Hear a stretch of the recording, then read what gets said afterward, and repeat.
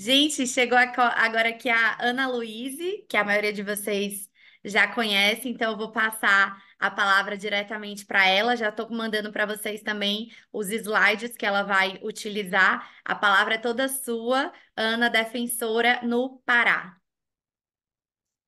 Naira, se você conseguir colocar os slides aí atrás, não sei como é que vocês estão fazendo. Uhum, consigo Eu sim. tenho Você aqui quer que eu aberto. compartilhe, não é isso? Tanto faz. Se você quiser, eu compartilho, mas acho que eu prefiro que você compartilhe. Tá. Deixa eu só mandar então primeiro para o pessoal, aproveita para ir se apresentando, que aí eu vou mandar logo para o pessoal os slides e em sequência a gente já coloca na tela também. Bom dia, gente. Eu sou Ana Luíse. Eu tô um pouquinho prejudicada da minha voz, porque para chegar aqui eu peguei 14 horas de barco e depois 24 horas de avião. Então, por isso que a minha voz está desse jeito. Mas eu vim trazer para vocês administrativo e constitucional. Fui premiada com matéria administrativo, que é a que muita gente não gosta, mas a gente tem julgados bem importantes essa retrospectiva que eu vou trazer e pontuar alguns, e depois eu vou já passar para a constitucional. Acho que também a gente tem uns julgados importantes, mas não tão relevantes quanto os de administrativo nessa retrospectiva que a Mari preparou para a gente. Qualquer coisa, Naira, eu posso compartilhar aqui também. Eu vou só abrir ele aqui. Autorizei para múltiplos participantes. Vê se você Ah, consegue então tá certo. compartilhar, se não, Consigo eu sim. compartilho. Consigo sim. Peraí, só rapidinho. E aí eu já começo. Esse primeiro julgado já é um julgado super importante que tratou sobre um assunto que é caro a todos nós, principalmente nós que estamos aqui estudando para concurso, que é o critério de orientação para confirmação do direito à concorrência especial de cotas raciais.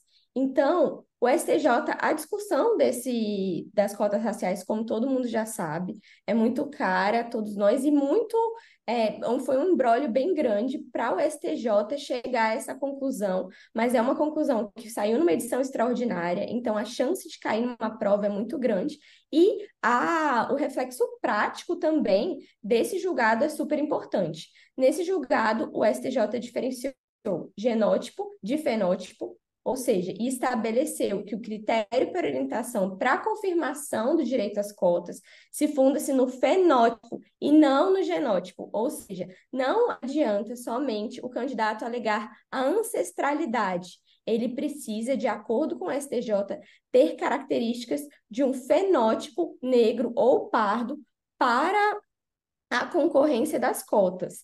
Além disso, o STJ também fixou que a orientação é firme no sentido de que o Poder Judiciário não pode substituir a banca examinadora do concurso público para reexaminar o conteúdo das questões de critérios utilizados, salvo quando, isso que é um salvo que as bancas sempre pegam, salvo na ilegalidade ou na inconstitucionalidade. Nesse caso em específico que saiu na edição extraordinária 14, não houve, de acordo com o STJ, ilegalidade nem inconstitucionalidade. Então, ele manteve o acórdão do tribunal local, reafirmando a jurisprudência e confirmando que aquele candidato ele tinha os fenótipos necessários para concorrer junto às cotas raciais e não meramente o genótipo. Então, esse julgado aqui, ele é, assim, batido, todo mundo conhece essas argumentações do STJ, porém, muita chance de cair em prova. E agora eu passo para um outro também de reserva de vagas, que eu separei junto para vocês, porque a gente vê muitos concursos, principalmente na área militar, que separam vagas para candidatas do sexo feminino. Porém, não são vagas mínimas, e foi isso que o STF se debruçou nesse informativo. Por quê? Porque esses concursos eles separam vagas máximas, ou seja, tem 100 vagas, por exemplo, no concurso da Polícia Militar do Pará, e 10 vão ser para mulheres. Não é o mínimo de 10, e sim o máximo de 10 mulheres. Porque, em geral, esses concursos militares eles querem reduzir a quantidade de mulheres no seu cargo. Então, a reserva de vagas, de acordo com o STF, para a Polícia Militar disposta em norma estadual, ela não pode ser compreendida como uma autorização legal que impeça as mulheres de concorrer à totalidade das vagas. Então, isso muda tudo, esse julgado, nas definições de concursos de Polícia Militar, porque, em geral, o que a gente vê é uma limitação de vagas mínimas. E o STF proibiu, pois todos os argumentos que são interessantes, principalmente para trazer em prova discursiva, se esse julgado cair, que é dever de inclusão de grupos historicamente vulneráveis. Então, o concurso público, ele não cabe estabelecer restrições e proibições para impedir o direito de acesso, porque o que acontece nesses concursos é que ele impede o direito de acesso das mulheres às carreiras militares, principalmente policiais, que é essa que o STF está se debruçando nesse caso específico. Cabe ao Estado fomentar e incentivar, pelo contrário, a inserção das mulheres nessas carreiras que já são carreiras masculinizadas. Então, são carreiras que necessitam que as mulheres estejam presentes. Nesse caso em específico, a reserva de vaga tinha sido um limite máximo de 10%, ou seja, só podiam ser aprovadas 10% de mulheres.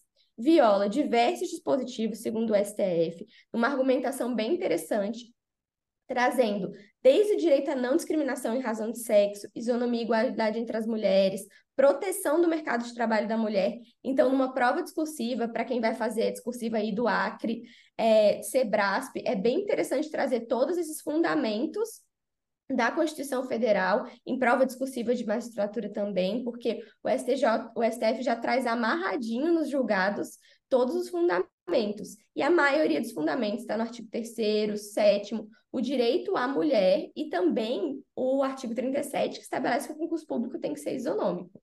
Então, daí ficou definido que é um limite mínimo e não máximo e não pode restringir. Vamos passar aqui para o próximo. Eu estou com vários julgados, então eu estou passando um pouco mais rápido para a gente conseguir abordar o máximo de temas possíveis. E esse aqui é sobre a ofensa ao postulado da autonomia municipal e também de concurso público. A gente vê que administrativo tem muitos julgados sobre concurso público, tanto no Supremo Tribunal Federal quanto no STJ, porque são coisas que têm uma briguinha ali. E esse aqui é para quem faz PGM, realmente foi um julgado prejudicial em um ponto, porque ele não obriga a criação de procuradorias municipais. Ou seja, é inconstitucional norma de Constituição estadual que obrigue as PGMs. Então, quem faz PGM, nesse caso aí, saiu perdendo porque os municípios não são obrigados a instituir as procuradorias.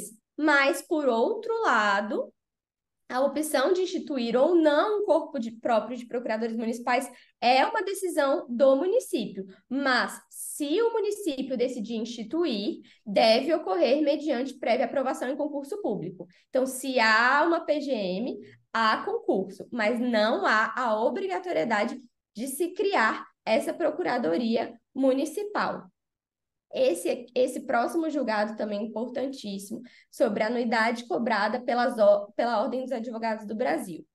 A gente sabe que a natureza da OAB é sempre uma grande discussão, tanto no STF, já teve discussão no STJ também. O STF já definiu recentemente que que é inconstitucional a suspensão realizada pelo Conselho de Fiscalização Profissional dos seus inscritos por inadimplência das anuidades. Então, ou seja, se você não está pagando sua AB, o AB não pode suspender.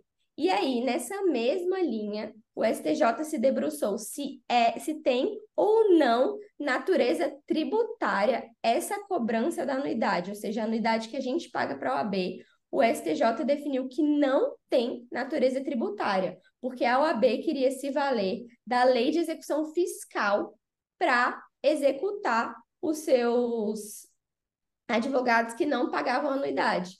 E aí, nesse precedente, o STF decidiu que a OAB não pode se utilizar da lei de execução fiscal, porque essa cobrança não tem natureza jurídica tributária. Então, a natureza da OAB sempre vem sendo discutida, mas foi afastado tanto recentemente pelo STF a suspensão do Conselho de Fiscalização dos seus inscritos por inadimplência, tanto a natureza jurídica tributária da cobrança da OAB. Vou passar aqui para o próximo.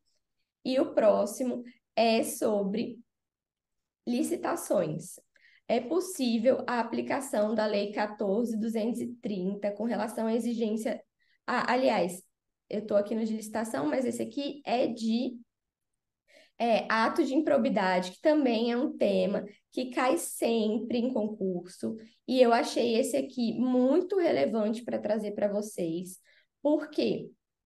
Porque a aplicação da Lei 14.000, ela trouxe, a gente sabe que a mudança na lei de improbidade trouxe a exigência do dolo específico para a configuração do ato de improbidade.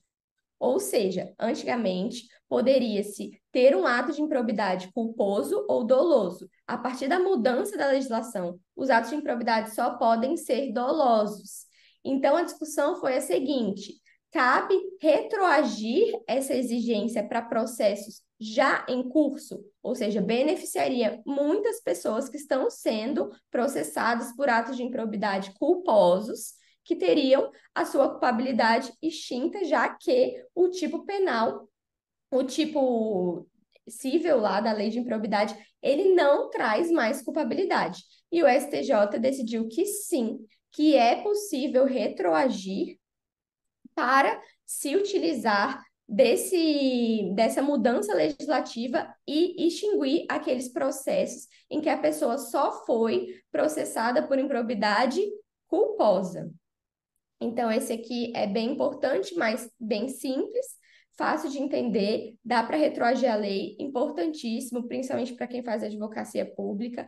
Esse próximo julgado aqui também é importante para quem faz advocacia pública, mas para as provas em geral. E foi uma tese fixada pelo STF que as empresas públicas e sociedades de economia mista, sejam prestadoras de serviço ou exploradoras de atividade econômica, ainda em regime concorrencial, essa é a parte importante, tem o dever de motivar a demissão dos seus empregados concursados. Ou seja, muita gente aqui também faz concurso de estatal, de sociedade de economia mista, de empresa pública, e tinha essa discussão se mesmo que ela atuasse em regime concorrencial, se ela podia ter livre demissão dos seus empregados. De fato, a demissão é livre, mas o STF estabeleceu que ela tem que motivar em um ato formal. Não precisa ser um processo administrativo igual uma pessoa que é efetiva, mas tem que ter uma fundamentação razoável e tem que ter um ato formal. Além disso, tem que se encaixar nas hipóteses quer dizer, não precisa se encaixar nas hipóteses de justa causa trabalhista, mas precisa ter um ato formal. Se não tiver esse ato formal, vai ser nulo essa demissão e essa pessoa pode pedir uma reintegração na empresa e na sociedade de economia mista. Então, eu acho que a pegadinha principal para quem faz concurso aqui ainda que em regime concorrencial, porque a gente tem uma tendência a pensar que se a empresa ela concorre em pé de igualdade com as empresas privadas, ela vai ter o mesmo regime. Então, a gente tem que sempre manter em mente que, no caso das empresas públicas, sociedade de economia mista, sempre vai vir uma diferenciação ali, e nesse caso, no caso dessa demissão, ser justificada em um ato formal. Bom, outra administração indireta, eu sei que é um assunto chato, que ninguém gosta muito, mas, aliás, tem gente que gosta, que faz concurso de advocacia pública, e a gente está com alunos bem variados aqui, mas em geral, como eu trabalho muito com defensoria pública, as pessoas têm uma resistência a esses temas, mas eles são interessantes e são importantes para você saber tanto na sua atuação prática. Aqui é sobre o regime normativo prescricional das pessoas jurídicas de direito público. Esse regime prescricional, ele sempre também dá confusão, sempre os tribunais superiores precisam se debruçar sobre isso, então por isso que o STJ trouxe numa edição extraordinária. Essas edições extraordinárias, elas são bem interessantes para a gente pescar julgados, que não são tão enfatizados e informativos, mas você vê que o tribunal acha importante, porque ele traz naquele compilado. Então, mais uma vez, as entidades da administração indireta com personalidade de direito privado, se elas atuam na prestação de serviço público essencial, sem finalidade lucrativa e sem natureza concorrencial, então elas podem se beneficiar do regime prescricional das pessoas jurídicas de direito público. Por quê? Porque esse regime ele é diferenciado, são 5 anos, de acordo com o decreto, tem hipóteses de interrupção sozinhas que estão previstas nesse decreto, que não se aplicam às empresas privadas. Então, é um benefício mesmo, a gente tem que pensar isso, é um benefício dado para as pessoas jurídicas de direito público, de direito privado, que atuam na prestação de serviço público. Então, por que essa restrição na prestação de serviço público essencial, sem finalidade lucrativa e sem natureza concorrencial? Exatamente, vocês têm que pensar que é porque é um benefício. Então, tem que restringir o máximo possível para que não se aplique a todas as empresas públicas, e aí a gente tem um balanço na concorrência e elas vão ter benefícios muito maiores do que as outras empresas. Esse aqui ficou repetido, esse aqui de baixo é o mesmo. Vou passar para o próximo.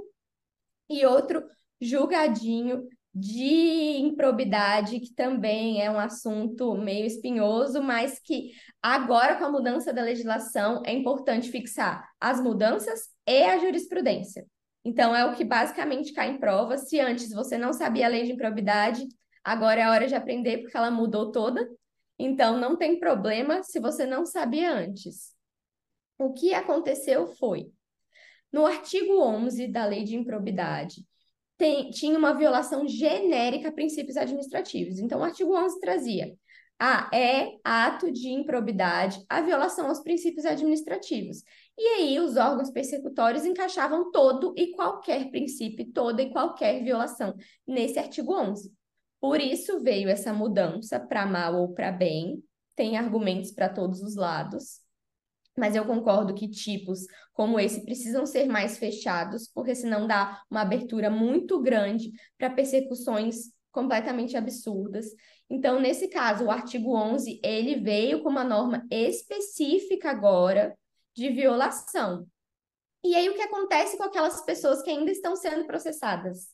Como que fica? Já que antes eles estavam de maneira geral. Esse caso foi até interessante, porque nesse caso em específico, o réu ele estava sendo processado por improbidade administrativa por tentar eternizar o seu mandato eleitoral. Ou seja, ele fazia promoções pessoais constantes, mesmo não estando mais na prefeitura. Então, toda a prefeitura, ela falava como se fosse daquele prefeito específico. E aí ficou definido que esse tipo não existia mais, porém, havia uma continuidade típico-normativa, que é um conceito de direito penal, ou seja, que se propaga aquele tipo específico, ele continuou em um outro, então não houve uma abolição daquele tipo. Então, todas as violações do artigo 11 que se encaixam agora no novo artigo 11, a pessoa não vai ser absolvida, vai ter uma continuidade típico-normativa e ele vai ser processado. E nesse caso em específico aqui do STJ, esse prefeito ele continuou sendo processado, porque no artigo 11 tem um inciso específico sobre essa prática de promover a personalização dos atos da prefeitura. Então, é importante desse julgado, resumindo, para todo mundo entender, que o artigo 11 ele aboliu a genericidade, a violação genérica dos princípios, mas há uma continuidade típico-normativa em casos específicos para o novo artigo 11 para se encaixar nos seus novos incisos. E nesse caso aqui específico, ele se encaixou, então continuou a ser processado por ato de improbidade. E agora eu vou passar para licitações e contratos. Esse julgadinho determinou que é inconstitucional por violar o artigo 175 da Constituição, a lei estadual que permite que em caso de não realização de nova licitação, prorroga automaticamente contrato de permissão de transporte rodoviário alternativo intermunicipal de passageiros e restaura a vigência de permissões vencidas. Então, o que é isso? Aconteceu nesse estado específico, que era o estado do Piauí, Eles não tinham feito, há um grande problema com o transporte intermunicipal, já trabalhei na fazenda pública, e é, assim, bem problemático esse tipo de licitação, porque ele é complicado. É complicado achar empresas que querem fazer o transporte e que fazem um transporte adequado e eficiente. Todo mundo que já utilizou transporte público consegue perceber que é difícil, principalmente em transporte intermunicipal, ou seja, em transportes que ligam municípios. Há esse problema de se encontrar empresas para fazer esse transporte. Então, os estados pensam o quê? Ah, vou prorrogar, sem fazer licitação, a permissão de transporte das empresas que já estão aqui. E assim, eu não encontro problema em achar uma outra. Só que isso viola a livre concorrência, viola os princípios licitatórios, porque a base constitucional é que devem ser feitas licitações para todas essas contratações. Então, os estados não podem fazer isso, porque os estados que são responsáveis pelo transporte intermunicipal, e não podem, principalmente, restaurar a vigência de permissão vencida, porque esse é um absurdo ainda maior, porque a permissão já acabou e aquela empresa não pode mais estar ali, tem que abrir concorrência para novas empresas. Então, é imprescindível a realização prévia de licitação para concessão ou permissão de exploração de serviço de transporte coletivo de passageiros. Se finalizar o período daquele permissionário, não pode ter renovação automática sem legislação, ainda que decorra de lei, porque nesse caso estava previsto na lei que podia restaurar essas permissões. E isso não pode acontecer. Agora vamos para uma repercussão geral. Que aí, repercussão geral, FGV ama, cai em todas as provas de FGV. Então, super importante. A Mari, que vai vir dar aula para vocês, é a rainha da FGV. Então, ela já me deixou ligada nessas repercussões gerais. Nesse caso aqui, o Estado é responsável na esfera civil por morte ou ferimento decorrente de operações policiais, de operações de segurança pública, nos termos da teoria do risco administrativo. Então, vou dividir em partes. Essa primeira parte é o que é a teoria, essa teoria? Ela aborda que o Estado, na sua atuação como administração, precisa se responsabilizar pelos seus atos. Então, é um risco administrativo, o próprio nome já fala, do Estado quando ele está prestando um serviço público e a segurança pública é um serviço público. Então, quando não for possível afastar pelo conjunto probatório a falta de responsabilização do Estado, ele precisa ser responsabilizado, ou seja, uma responsabilidade objetiva, que independe de culpa ou dolo. Se avalia só a conduta, o nexo e o dano, nesse caso em específico. E aí a gente passa para a próxima frase, que é do tema, que é ônus probatório do ente em demonstrar as eventuais excludentes de responsabilidade civil. Então, não é o particular, vamos supor, numa operação policial houve muita violência e aquele particular ele entra pedindo uma responsabilização do Estado. Não é responsabilidade dele demonstrar que não houve excludente de responsabilidade civil. É responsabilidade do Estado, o Estado que tem o conjunto probatório, que tem o ônus probatório nesse caso em específico. E aí trouxe para o caso específico do STF, que foi que uma perícia foi inconclusiva sobre a origem de um disparo em uma operação policial. A gente sabe que isso nunca acontece.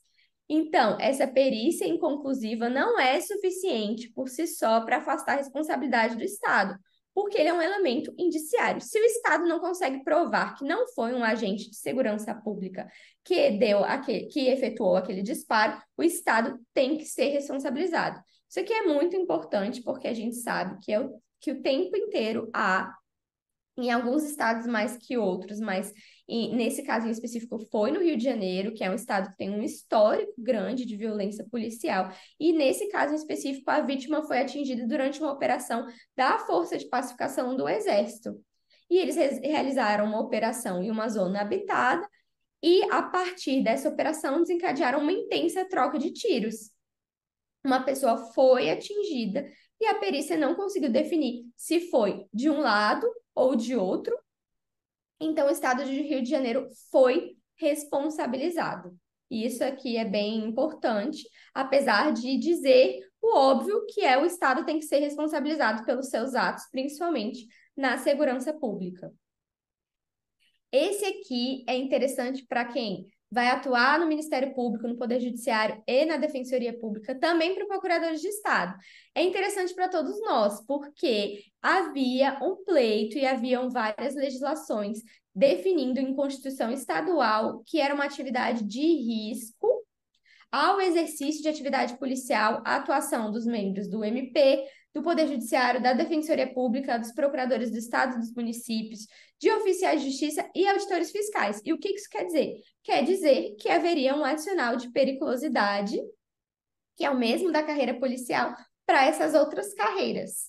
E o que o STF definiu? Que são inconstitucionais, que não há a possibilidade da Constituição Estadual definir como atividade de risco, apesar de eu achar que em vários estados, em vários lugares, ser defensora pública é uma atividade de risco, o STF não concordou e definiu que não é possível que se pague, que se vincule na Constituição Estadual essa atividade de risco, também porque isso traz uma decorrência muito clara, que é a aposentadoria especial que os policiais têm por atividade perigosa, e que, se fosse possível, os membros do Ministério Público, do Poder Judiciário, oficial de justiça, auditor, defensor, também iam ter essa aposentadoria especial de periculosidade. E aí isso foi afastado também como uma consequência desse adicional, porque se recebe o adicional também tem direito à aposentadoria como uma consequência lógica, já que ambas são decorrentes da periculosidade. E assim, o STF afastou para todas essas carreiras e que tinha estendido todos esses benefícios previdenciários exclusivos de servidores policiais. Vamos para o próximo aqui. Estou falando sem parar para a gente conseguir concluir no meu horário. Sei que eu falo um pouquinho rápido, mas todos os slides vão ficar para vocês. E aí, agora eu finalizei administrativo. A gente também vai, se a Naira quiser disponibilizar, eu tinha feito umas explicaçõezinhas, mas a maioria está no slide. Então, vou passar para a constitucional e, mais uma vez, trazer a advocacia pública, porque a advocacia pública teve muito em voga nesses últimos meses no STF, no STJ. Então, para quem estuda para essa carreira, é importantíssimo estar ligado nesses julgados. E para quem não estuda também, porque eles caem independente disso, principalmente em prova Sebrasp, FGV, que não tem tanto aquela pegada institucional, tanto de Ministério Público.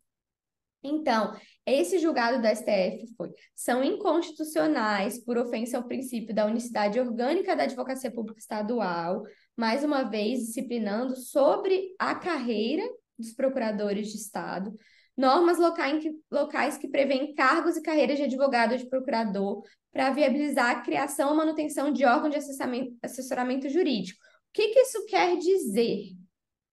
Que isso já tinha sido definido pelo STF há um tempo atrás, que não é possível ter cargo de assessoria jurídica dentro de um estado, por exemplo, uma secretaria de saúde que tem o seu próprio corpo jurídico, já que a Procuradoria do Estado ela é una, então ela deve prestar assessoria para o Estado como um todo. Então não há possibilidade, inclusive houve várias decisões do STF, porque tinham carreiras já regulamentadas em muitos estados de advogado da Secretaria de Saúde, advogado da Secretaria de Educação. E essas leis dessas carreiras foram todas declaradas inconstitucional, porque não há possibilidade, dado o princípio da unicidade da advocacia pública. Então, isso já tinha sido definido. Qual é a diferença aqui nesse julgado que eu trouxe para vocês? Que o STF definiu que não se aplica a unicidade da advocacia pública, ou seja, esse entendimento, nas procuradorias de universidades estaduais, que e na manutenção de órgãos de consultoria jurídica já existentes na data da promulgação da Constituição Estadual. Então, houve aqui um distinguish, várias exceções, e exceção é coisa que cai em prova. Então, vamos prestar atenção de novo, vou recapitular. Unidade das procuradorias estaduais, não pode nenhuma assessoria, mas exceção, procuradorias de universidades estaduais, inclusive é bom lembrar, teve há pouquíssimo tempo atrás concurso de procurador da Unicamp, por exemplo. Esse concurso pode acontecer exatamente porque o STF disse que as universidades estaduais estão fora, porque eles têm autonomia universitária, então é interessante para a universidade estadual ter o seu próprio advogado para ter seus próprios interesses, que não ficam vinculados aos interesses do Estado. E também os órgãos que já estavam existentes na data da promulgação da Constituição, porque pela segurança jurídica. E tem também uma outra exceção, que são procuradorias vinculadas ao Poder Legislativo e ao Tribunal de Contas. Por que essa exceção? É importante entender. Porque as procuradorias de Poder Legislativo, da Assembleia Legislativa, de Câmara Legislativa, de Tribunais de Contas, elas não podem atuar em amplo senso. Elas só atuam na defesa da sua própria autonomia e da independência da própria Assembleia perante os demais poderes. Então, ela não faz uma atuação, por exemplo, um servidor de uma Assembleia Legislativa entra com uma ação contra aquela Assembleia porque ele quer um adicional. A Assembleia Legislativa, ela não pode, o procurador da Assembleia Legislativa, ele não atua nesse caso específico, quem atua é o procurador do Estado. Ele só atua para defender as prerrogativas da Assembleia, ou seja, a Assembleia não teve um repasse de orçamento, por exemplo. Daí entra o procurador da Assembleia Legislativa. Então, por isso que o STF fez essa diferenciação e trouxe essas exceções importantíssimas. Agora vem o julgado, para mim, estrela da minha aula, porque o STJ finalmente definiu, botou pá de cal na discussão, que a Defensoria Pública, no exercício de curadoria especial, faz jus à verba decorrente da condenação ao pagamento de honorários sucumbenciais, caso seu assistido sagre-se vencedor na demanda. O que era essa grande discussão? A grande discussão é que a Defensoria Pública, e é importante porque eu acho que estamos formando alguns juízes aqui nessa aula, e já na minha atuação já me deparei, pouco tempo, mas já teve isso. Os juízes, eles acham que os honorários vão para o bolso do defensor público. Infelizmente ou felizmente, eles não vão para o bolso do defensor público. Os honorários sucumbenciais para a Defensoria Pública, eles vão para o fundo de aparelhamento da Defensoria Pública. Então, por isso mesmo que o STJ definiu que a Defensoria Pública, ela faz jus a essa verba, já que nós defensores não temos distribuição de honorário, de fato. Então, por isso muitos dos juízes negavam, falando que não tem como distribuir honorário para defensor público. De fato, não tem, nunca teve. Os honorários eles vão para o fundo de aparelhamento da Defensoria Pública. Então, foi fixada essa tese do STJ e o STF também fixou recentemente uma tese, o tema 1002, que os honorários sucumbenciais também são devidos à Defensoria Pública quando ela for parte representada, quando ela for representada por vencedora na demanda. Ainda, agora vem o importante, que a parte vencida seja o ente público que ela integra, porque muitos juízes também alegavam que, como a Defensoria Pública, ela fazia parte, supostamente, de um Estado, ela faz parte do Estado, mas ela é uma entidade autônoma, um órgão autônomo, ela não deveria, se, por exemplo, a Defensoria do Piauí ganhasse uma causa contra o Estado do Piauí, ela não poderia receber honorários porque viria supostamente do mesmo orçamento, só que são orçamentos distintos, e foi isso que o STF definiu, já que a Defensoria Pública tem autonomia financeira. Agora, um julgado que também entra na seara da Naira, que é de infância e juventude, mas é mais sobre a parte processual. A homologação de sentença estrangeira pelo STJ não é, por si só, óbice à propositura de uma ação de modificação de guarda em território nacional. Isso aqui é bem importante na prática, porque vários pais alegavam, mães, que, tendo uma sentença estrangeira homologada pelo STJ, não haveria a possibilidade de se discutir em território nacional a guarda, a modificação de guarda. E isso é muito absurdo, porque cria-se uma estabilidade eterna a uma guarda que foi fixada por um tribunal estrangeiro. E se houver uma mudança? Se aquela mãe, por exemplo, não consegue mais cuidar daquela criança ou não quer mais cuidar daquela criança e daquele adolescente, como que ficaria essa situação? Teria que ir naquele tribunal estrangeiro para ir atrás dessa modificação de guarda? Então, isso aqui que foi fixado pelo STJ é importantíssimo, porque a gente vê que as ações de guarda, elas são para assegurar o fato, aquela criança ali, aquela situação de fato daquela criança. Então, ela precisa ter essa possibilidade de mudança rápida, caso aquela situação de fato daquela criança seja modificada. A gente vê muito, e muito, muito, eu já vi muito nos municípios carentes que a avó cuida da criança, a avó morre. Como que a gente vai modificar a guarda daquela criança? E supostamente o pai está em outro país, olha a confusão que isso se tornar. Então, esse julgado é importantíssimo na prática e na teoria também para as provas, porque ele permite essa permeabilidade das ações de guarda. O próximo é sobre licença paternidade. Na verdade, é uma ADO, ou seja, entrou-se com uma ação de omissão porque não há uma regulamentação da licença paternidade, o que também torna-se absurdo, porque toda é um grande imbróglio e o judiciário fica sobrecarregado e os pais e as crianças, os adolescentes, todos são prejudicados porque muitas vezes os pais têm que entrar no judiciário para conseguir a sua licença paternidade, já que ela não é regulamentada. Então, nesse caso aqui, o STF deu 18 meses para o Congresso Nacional sanar a omissão, contada da data da publicação da ata do julgamento, e fixar qual vai ser o limite da licença paternidade. Se o Congresso Nacional não cumprir esses 18 meses, aí o próprio STF já deixou estabelecido que, se não tiver a lei regulamentadora no prazo estabelecido, caberá ao STF fixar o prazo. Ele vai fixar qual é o prazo da licença paternidade até que o Congresso venha a legislar sobre o tema. Porque a gente sabe que muitas vezes o STF pede para o Congresso Nacional, clama para o Congresso Nacional legislar sobre algo e eles não legislam. Então, já ficou resguardado no próprio julgado dessa ADO que o STF vai definir, se não for definido pelo Congresso. E aí a gente vai agora também para outra de licença maternidade, é a servidora ou trabalhadora não gestante em união homoafetiva. Havia-se essa discussão se ela tem direito ao gozo de licença maternidade. Ficou estabelecido, finalmente, tem que ser estabelecido desse jeito mesmo, que ela tem direito à licença maternidade.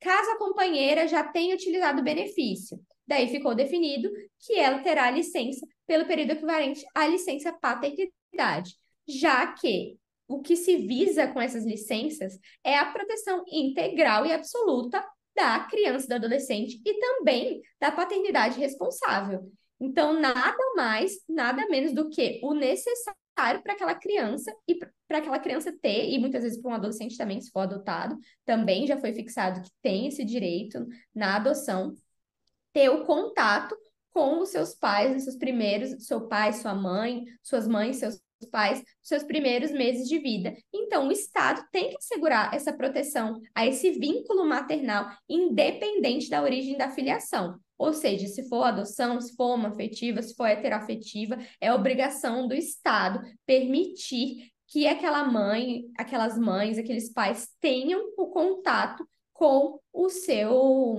filho. E esse foi um tema de repercussão geral. Então, olho aí para as provas, porque é super importante. Outro tema de direitos fundamentais, super importante, porque tem uma discussão, inclusive internacional, muito grande sobre isso, é a utilização de vestimentas ou acessórios relacionados à crença ou religião nas fotos de documentos oficiais, desde que não impeçam, claro, a adequada identificação individual com o rosto visível. Há muita discussão sobre isso, principalmente nos países europeus, com os casos de muçulmanos que querem utilizar o hijab para tirar a foto dos seus documentos oficiais e o governo francês, por exemplo, permitiu, proibiu. E nesse caso em específico, o STF já definiu que aqui no Brasil pode-se sim, por quê? E nesse caso nem foi muçulmano, aqui foi o hábito de uma freira. A freira queria usar o seu hábito para a fotografia da sua renovação da Carteira Nacional de Habilitação. E no caso em específico, não tinham permitido em sede administrativa. O Detran tinha proibido, e aí chegou até o STF, que permitiu a utilização do hábito da freira e de todo qualquer vestimento acessório relacionado à religião, se não impeça, obviamente, a identificação individual, já que o documento serve exatamente para se comparar a foto com a pessoa ali. Agora, dois julgadinhos rapidinhos sobre normas constitucionais, sobre competência, que é um tema para quem vai fazer prova Sebrasp, o Sebrasp adora normas constitucionais e repartição de competências. Nesse primeiro é inconstitucional, porque viola a competência privativa da União para legislar sobre direito penal e material bélico, norma estadual que concede porte de arma de fogo a agentes socioeducativos. Então, o STF já vem com uma pauta grande sobre isso, sobre o porte de arma de fogo. Já proibiu para procuradores do Estado, já proibiu para defensores públicos, e agora veio falar que não há possibilidade de Constituição Estadual trazer essa arma de fogo para agentes socioeducativos. E então é uma tendência do STF a vir proibindo essas constituições estaduais a concederem porte de arma. O próximo diz que é inconstitucional a norma de Constituição Estadual que estabelece limite etário para a aposentadoria compulsória diferente do fixado pela Constituição Federal. A gente sabe que a Constituição Federal traz o limite etário para a aposentadoria compulsória, mas as constituições do Estado tentaram trazer limites diferentes.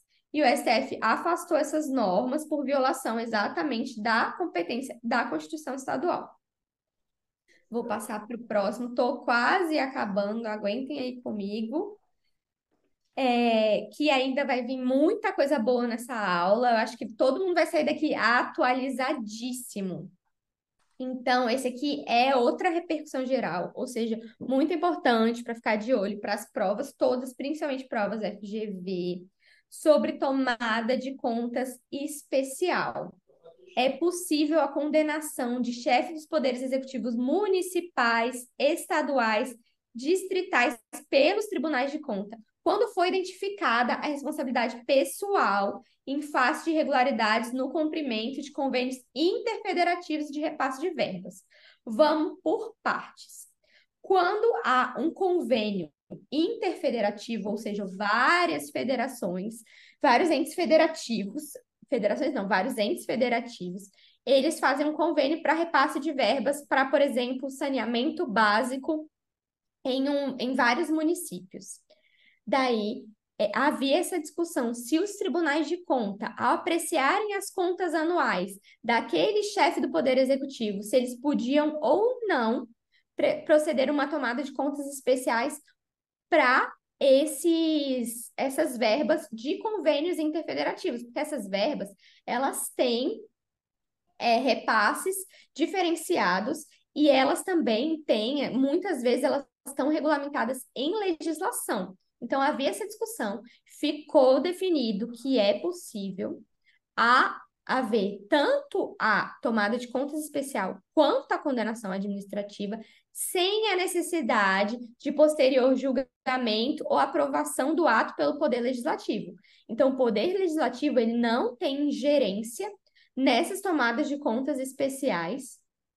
Esse, inclusive, caso em específico, foi uma multa resultante de um convênio e queria estabelecer que aquele prefeito ele só podia ser condenado se depois o Poder Legislativo confirmasse essa condenação de prestação de contas especial. Isso foi afastado pelo STF, até porque realmente perde o objetivo tanto da tomada de contas quanto da própria fiscalização do Tribunal de Contas, se você precisa que depois Poder Legislativo confirme aquela condenação. Perde-se a autonomia dos órgãos fiscalizatórios para fiscalizar esses convênios interfederativos.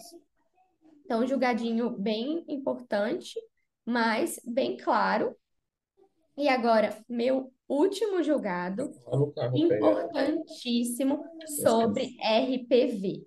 Tu vai lá no carro pegar RPV, coisa? Que coisa? tem alguém com Eu áudio escuto tudo. A ligado bolsa aí, deles, né? né? Se você Tá bom. conseguir cortar. Bom, Beleza. me desconcentrei, peraí.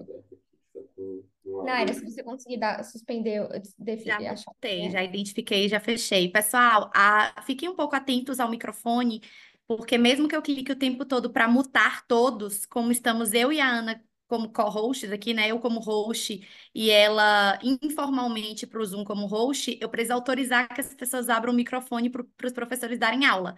Então, fiquem um pouquinho mais atentos ao áudio. Isso. Então, nesse caso, é um caso do estado do Rio Grande do Norte, lá da Naira.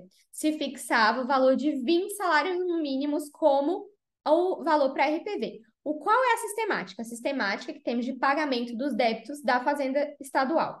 Tem os precatórios e a requisição de pequeno valor. A requisição de pequeno valor é um valor menor, exatamente para que seja mais rápido, já que a gente sabe que a fila de precatórios é uma fila muito grande e demora tanto o pagamento na Fazenda Estadual quanto na Fazenda Municipal. Tem municípios que demoram 2, 3, 4, 5 anos. Aqui no estado estavam com uma fila de precatórios de 3 anos, ou seja, é muito interessante para a pessoa que fique dentro do limite do RPV. E o limite do RPV, ele é fixado por cada ente federativo, segundo sua capacidade econômica, porque não há possibilidade de um município no interior do Rio Grande do Norte, Currais, que é o município da Naira, pagar a mesma quantidade de RPV que o município de São Paulo. Então, é óbvio que é necessário que cada ente, segundo a sua capacidade, fixe o valor do teto do RPV. E aí, essa discussão é se precisava ter um valor mínimo ou máximo. E foi definido que o valor mínimo é do maior benefício do RGPS, ou seja, o maior benefício fixado pelo INSS vai ser o valor mínimo do RPV, porque também, senão, o município colocava lá um salário mínimo e não pagava nenhum RPV e prejudicava o jurisdicionado que precisava receber. Então, havia essa necessidade de se flexibilizar para a capacidade econômica do município, mas também havia necessidade de proteger o jurisdicionado, porque senão o município ele usa dessa sua capacidade, dessa sua competência para fixar o RPV em um salário mínimo e não pagar nenhum RPV e poder demorar muito mais para pagar os precatórios. Então, também foi fixado nesse mesmo julgado que é vedado ampliar a dispensa de precatório para hipóteses não previstas no texto constitucional. Ou seja, a competência do município e do Estado é para fixar o valor a sua obrigação do RPV, mas não é para dispensar precatório, porque aí o que acontecia? Os municípios, os estados faziam um extenso rol de acordo com os seus interesses de quem seria dispensado de receber por precatório. E aí fazia o efeito reverso. A fila de RPV ficava gigantesca e ninguém recebia. Então, as hipóteses de dispensa de precatório estão todas previstas na Constituição Federal. Por quê? Sob pena de ofensa ao princípio da isonomia, já que vão ter situações não abarcadas por isso, e aí cada município vai ser de um jeito, e imagina um advogado que atua em vários municípios, como ele vai fazer para receber tudo isso, para ver como seus clientes estão recebendo, enfim, esse é um grande caos e insegurança jurídica. Daí ficou fixado esse entendimento, que é o limite mínimo do RPV é o maior benefício do RGPS e também não se pode ampliar as dispensas de precatório para as hipóteses não previstas no texto constitucional. Acho que eu consegui falar tudo que eu queria dentro do meu tempo. Fiz em tempo recorde, Naira, pode me agradecer, que eu não perturbei aqui a programação. Maravilhosa, inclusive, assim, até me dispensou de assistente de palco, então, assim, só gratidão em altas doses, tá? E agora, Acho que a gente é seu conseguiu horário entender. agora? Quem vem agora? Hã? Quem vem agora? É seu horário agora? Eu acho que eu vou entrar logo com o CDC para logo depois a Mari vir com civil e processo civil e depois eu vir com ECA. É assim que a gente está pensando a programação. Arrasadoras as próximas programações. Gente, fiquei muito feliz de vir aqui. Eu tava com medo. Ontem meu voo atrasou em off aqui. Tinha um pássaro morto na pista. Foi um grande caos, mas consegui estar aqui. Estou muito feliz. Quero agradecer muito a vocês que participaram para o Jus Impacto conseguir ajudar tanta gente. Eu fico muito feliz com todas as iniciativas. Queria ter ajudado muito mais a Naira nessas iniciativas do Jus Impacto, mas realmente não consegui. Mas acho que ela fez um trabalho maravilhoso para ajudar o Rio Grande do Sul. Fico muito orgulhosa de fazer parte dessa equipe, porque realmente é um trabalho imenso nos bastidores para conseguir fazer todos esses cursos andarem e todas essas ações serem promovidas para o Rio Grande do Sul. Fico muito honrada de fazer parte desse time e só tenho a admirar a Naira por todas essas coisas que ela vem promovendo, porque realmente não é fácil e ela leva tudo sozinha, do jeito que ela pode, como ela pode. E eu realmente estava em off nas ajudas, vim aqui só brilhar aqui nessa aula, mas agradecer a todos vocês pela participação. Vou sair e deixar a rainha aí de ECA e consumidor brilhar. Tchau, Até gente. Muito parece. obrigada. Ana, muitíssimo obrigada. Lembrando que o seu em off vai ficar gravado aqui para mais 200 alunos. Ops, Mas então só não foi tão longe. agradecer pela sua super disponibilidade, como sempre, né, de estar nos projetos, de auxiliar as causas todas que a gente tenta fazer alguma diferença e sempre assim com suas explicações muito claras, né? Então, muito obrigada. Roubou aí dois julgados que eu ia comentar de infância, mas tudo bem, será Não, mas perdoada. você complementa, porque o meu lado aqui é só a parte. Administrativo. É, Então, muito obrigada.